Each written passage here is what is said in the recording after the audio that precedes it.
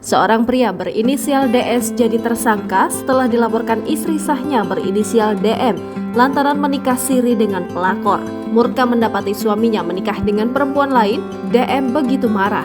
Disebutkan DS menikah siri dengan wanita idaman lain berinisial L.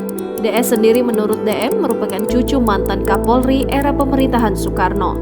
Sang istri menyebut pernikahan DS dengan perempuan berinisial L bahkan dilakukan di tempat pemakaman umum di daerah Depok, Jawa Barat. DS mengaku tidak terima suaminya menikah siri tanpa sepengetahuan dirinya seperti dilansir dari wartakota.com pada Kamis 1 Juni 2023. Merasa dirinya dihianati dan tidak dianggap, DM yang mengklaim selama berumah tangga menjadi tulang punggung karena DS tidak punya penghasilan, melaporkan suaminya itu ke Polres Metro Depok dengan pasal 279. Tak hanya diselingkuhi, DM menuding DS juga menggelapkan kendaraan bermotor yang ia beli.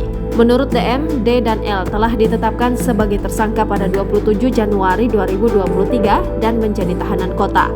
Saat ini, kata DM, perkara DS dan L sudah pada tahap pelimpahan pertama, yakni penyerahan berkas dari Polres Metro Depok ke Kejaksaan Negeri Depok. Setelah dilaporkan, DS dan L sejatinya sudah mengajukan untuk berdamai melalui restoratif justice, tepatnya pada 14 Desember 2022. Namun DM menolak dan ingin proses hukum tetap berjalan. DS dan L kembali mengajukan RJ begitu pejabat Kapolres Depok berganti.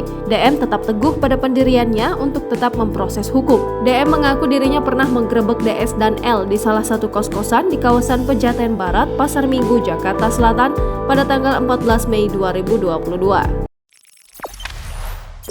Jangan lupa subscribe, share, komen, dan like ya!